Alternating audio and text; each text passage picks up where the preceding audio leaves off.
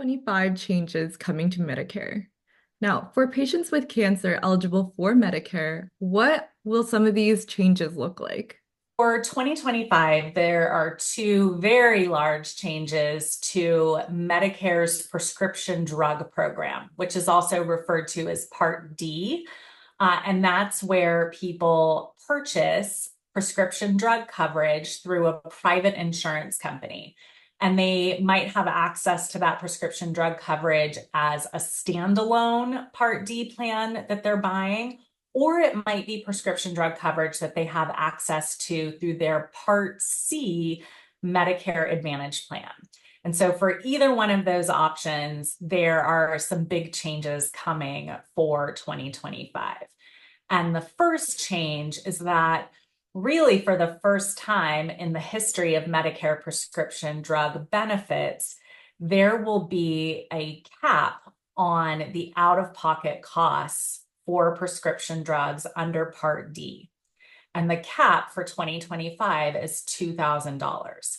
So people won't pay more than $2,000 out of pocket for their Part D prescription drug costs in 2025, which is a significant change because without a cap, people could end up paying tens of thousands of dollars out of pocket by the end of the year for their prescription drug costs. So that will make a big difference in the lives of people who have Medicare and have especially expensive drugs.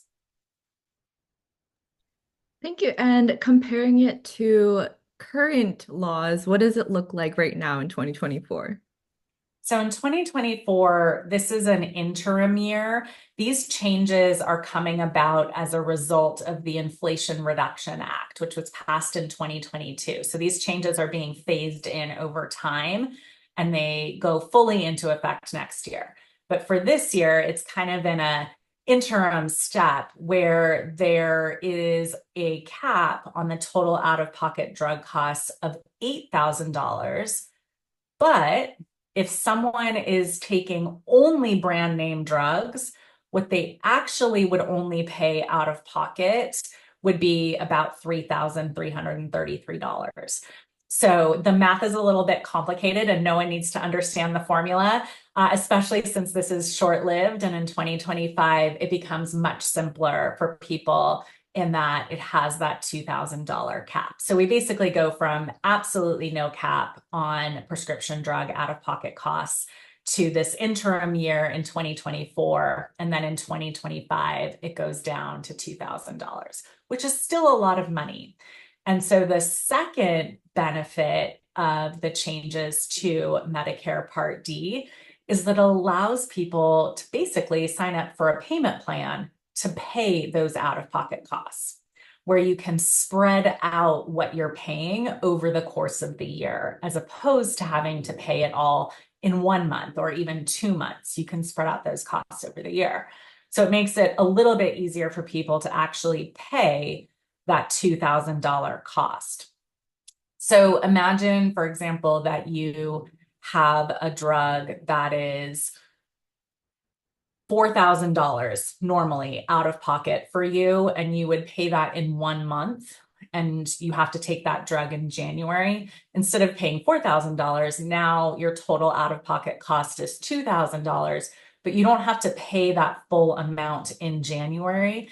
It actually gets spread out as monthly payments over the course of the year.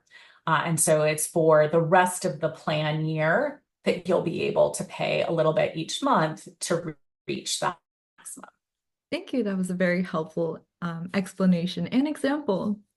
So, how can patients best prepare themselves for these changes coming? I read a really interesting statistic the other day that 70% of people who have Medicare don't actually review their coverage each year, even though there's an open enrollment period every fall from October 15th to December 7th, where people can take a look at their coverage and make sure that it still works for them, that there aren't better options available or less expensive options, and make sure that they have the coverage that's best for them starting January 1st of the next year.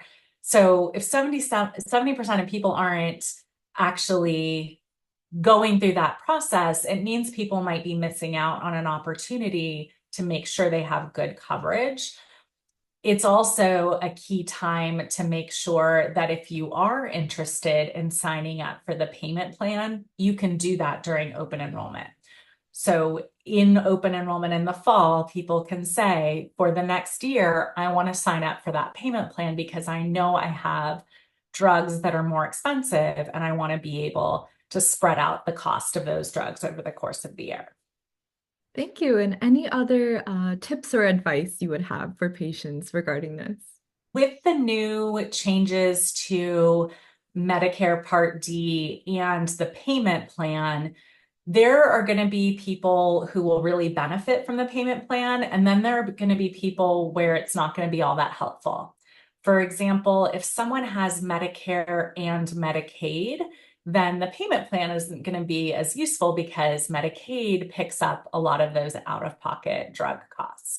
Or if someone has Medicaid and also qualifies for the Extra Help program, that's another situation where your out-of-pocket drug costs are lower, and so you might not really need the payment plan.